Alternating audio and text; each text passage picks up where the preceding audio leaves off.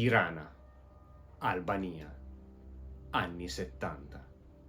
Un giovane ragazzo è alla ricerca del proprio fratello rapito da una banda di delinquenti, ma non sa che a capo di questa banda c'è un personaggio da incubo, una vecchia conoscenza di Arlandraka e soci. Il suo nome è Gorka. Questo è La Casa delle Foglie di Sangue. Benvenuti o bentornati qui nella Biblioteca Nerd, il canale dedicato a tutto il fantastico mondo nerd. Allora ragazzi, con colpevole ritardo, lo so, ma finalmente vi posso portare l'ultimo volume di Dhampir, ovvero il numero 316 dal titolo La Casa delle Foglie di Sangue. Ma senza ulteriori indugi è ora di presentarvi gli autori.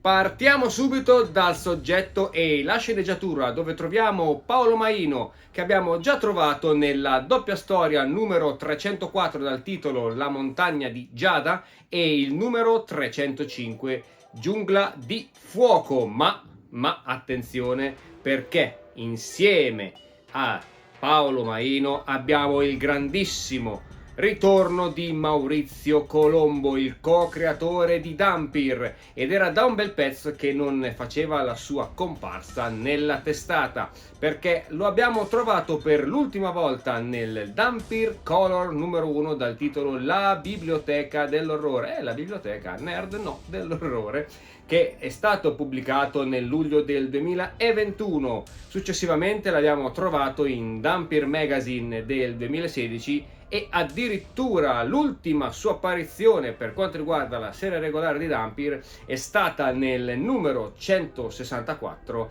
dal titolo Lamia Vive, che è uscito nel novembre del 2013.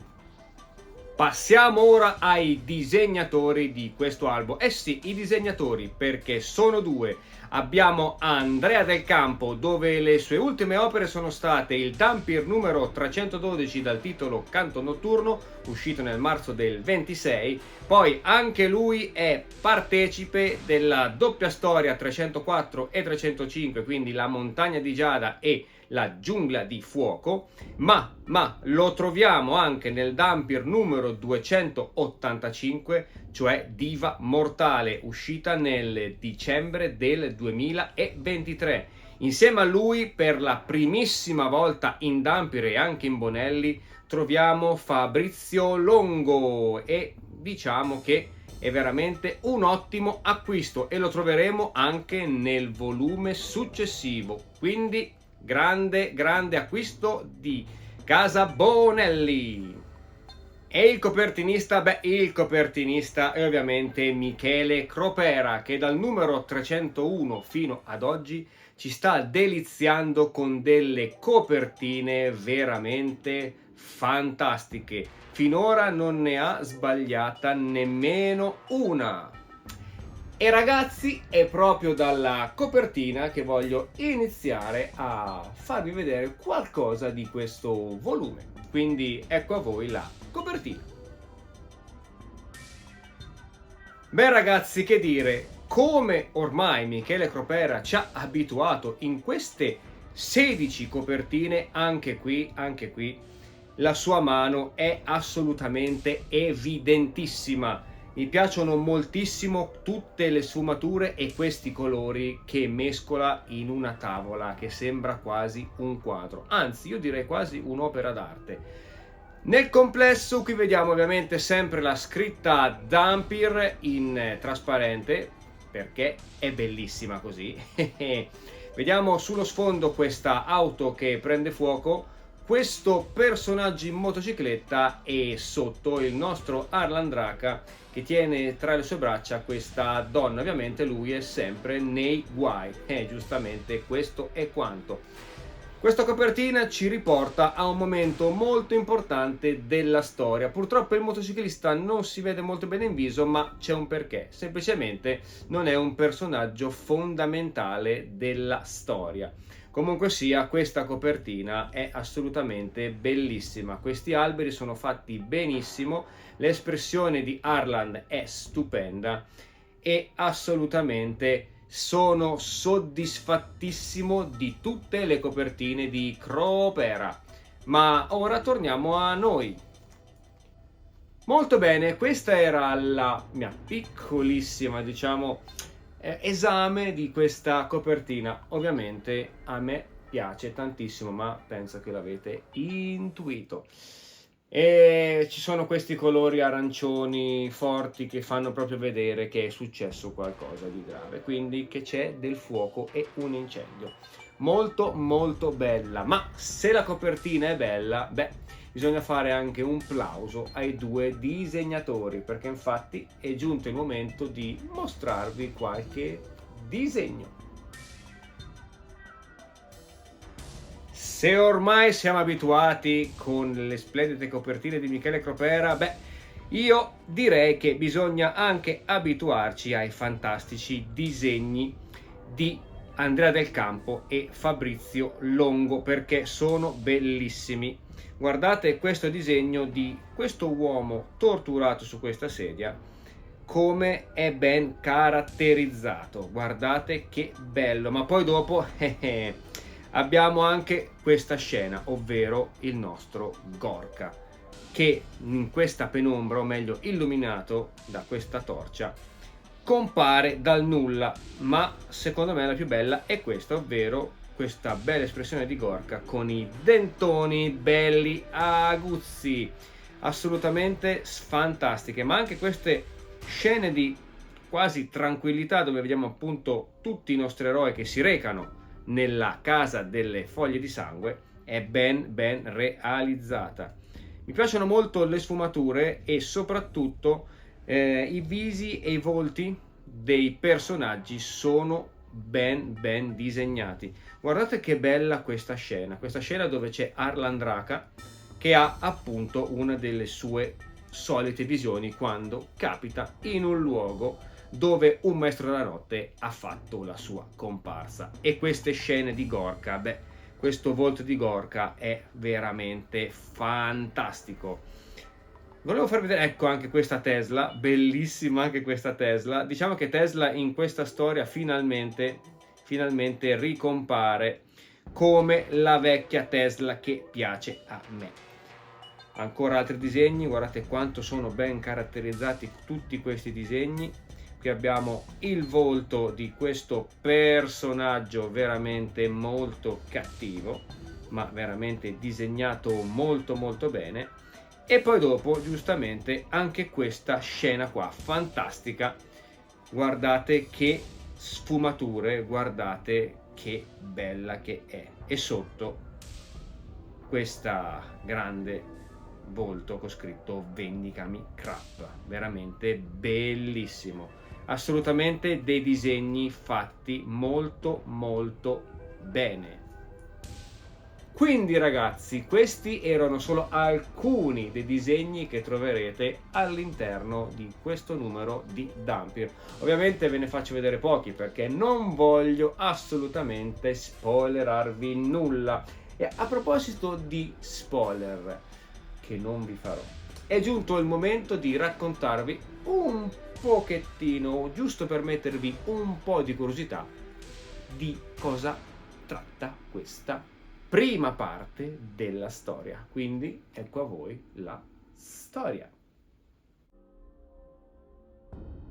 Che dire ragazzi, beh, il co-creatore Maurizio Colombo in questa storia si vede e si fa sentire molto bene e almeno a me mi era mancato tantissimo, perché come scrive le storie lui, beh, le scrivono veramente in pochi, beh, a parte ovviamente a Mauro Boselli, ma non voglio togliere nulla agli altri sceneggiatori, ci mancherebbe altro, ma il co-creatore di Dhampir assolutamente merita un plauso. Quindi di cosa tratta questa storia? Beh, All'inizio ci troviamo negli anni 70 in Albania, o meglio a Tirana, dove questo giovanissimo ragazzo è alla ricerca del proprio fratello, che è stato rapito da una banda di criminali, ma a capeggiare questa banda di criminali c'è un vero incubo, o meglio una vecchia conoscenza di Arlan e soci. Troviamo infatti il maestro della notte,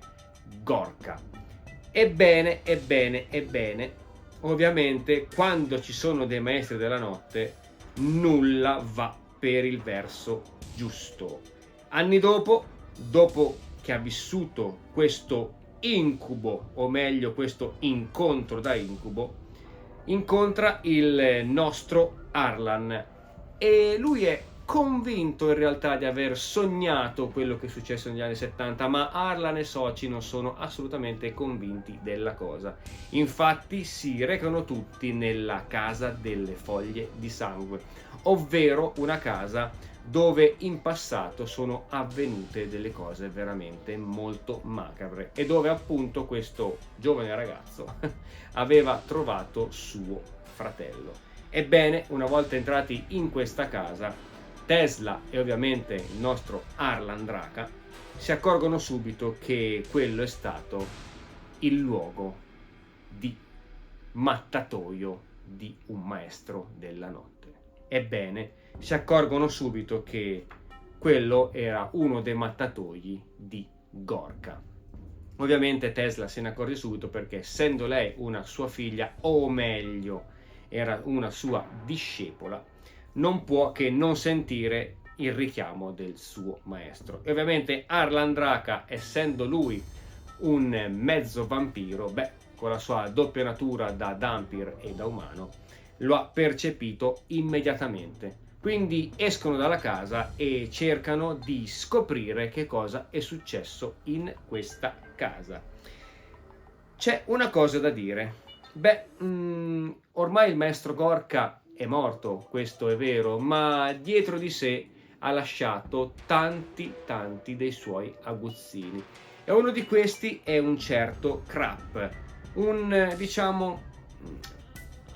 personaggio altolocato aristocratico, più o meno sì, dai, diciamo che è un personaggio molto importante e molto ricco del panorama albanese attuale, ovviamente nella storia, ragazzi, parlo sempre della storia. E ovviamente purtroppo vengono sempre dipinti in maniera molto male questi fantomatici ricconi, però ci sta, è una particolarità molto grande che trovo in parecchie storie sia di Dylan Dog che di Dhampir. Però dai, non sono tutti così, però va bene, li dipingiamo tutti male, anche perché vediamo adesso cosa succede nel mondo reale, lasciamo perdere. Però assolutamente questo personaggio è veramente e non dico la parola perché è veramente uno che pensa di essere il migliore del mondo e che nulla e nessuno lo può scalzare oppure dire assolutamente nulla. Il suo nome appunto è Krap, ma al suo cospetto ci sono anche molti servitori umani. Questo Krap ha una piccolissima particolarità, ovvero possiede un piccolo oggetto con dentro l'essenza del suo maestro Gorka. Ovviamente il nostro Arlan Draka se ne accorge subito e quindi capisce che questo Krap in realtà è un vampiro. Ovviamente Krap si accorge anche lui che di fronte ha il fantomatico e leggendario Dhampir e vuole in tutti i modi cercare di eliminarlo, perché questo appunto è lo scopo di ogni maestro della notte e vampiro, cioè eliminare il nostro Dhampir. Oltre alla bellissima storia che si dirama sempre più in azione e ovviamente sangue, un plauso va fatto a Tesla perché finalmente qui la troviamo nella sua versione più scatenata. Ritroviamo la cara e vecchia vampira che piace a tutti quanti noi. Forse qui l'influenza di Gorka ha messo il suo zampino. Quindi sono molto contento di averla vista in azione e anzi sono ancora più curioso di vedere cosa farà nella seconda parte di questa storia. Kuriak è ancora un pochettino in ombra, ma secondo me ha tutto il tempo per riscattarsi. Ovviamente, questa era solo la primissima parte. E il nostro caro Crap, è veramente molto, ma molto arrabbiato. E c'è una cosa che non vi ho detto, perché in questo albo fa la sua comparsa anche un altro maestro della notte che non vi dirò, perché sicuramente lo troverete nella seconda parte. Ma appunto, penso che sia giunto il momento di farvi vedere, o meglio presentarvi, quando uscirà e quale sarà il prossimo numero di Dhampir. Il prossimo numero di Dhampir sarà il 317 dal titolo Senza pietà e sarà in tutte le edicole a partire dal 5 di agosto. Ovviamente non vedo l'ora di leggere questa seconda ed ultima parte della storia, ovviamente sempre targata dal grande Maurizio Colombo, ma la prefazione recita così. Questa volta il Dhampir ha fatto un passo falso. Il suo nemico possiede un potere segreto e un esercito di mercenari pronti a tutto. Per Arlan e i suoi compagni le cose si mettono male. È ora di sfoderare gli artigli e passare all'attacco senza pietà. Ebbene ragazzi, non vedo l'ora di leggere il prossimo numero di Dhampir. Quindi ragazzi, fatemi sapere qua sotto nei commenti che cosa ne pensate, se l'avete letto, l'avete comprato. È passato un po' da quando è uscito e purtroppo con colpevole ritardo ve lo sto portando, però questo è quanto.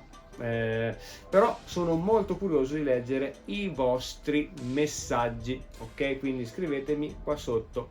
Altra cosa molto importante e ovviamente gratuita è quella di iscriversi al canale, lasciare un bel mi piace e attivare la campanellina delle notifiche per rimanere sempre aggiornati sulla nostra programmazione. Noi ragazzi ci vediamo presto, ma veramente molto molto presto in un prossimo video. Ciao a tutti ragazzi!